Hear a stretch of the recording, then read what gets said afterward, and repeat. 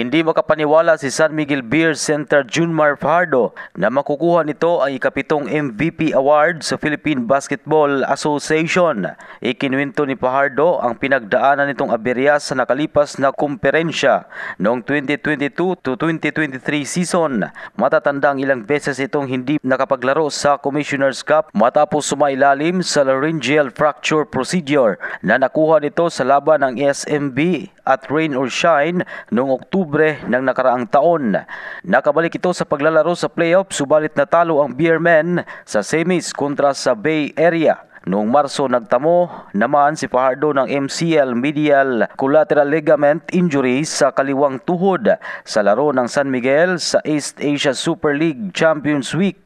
Sa kabila ng lahat, nagawa pa rin ni Fajardo na makuha ang MVP award.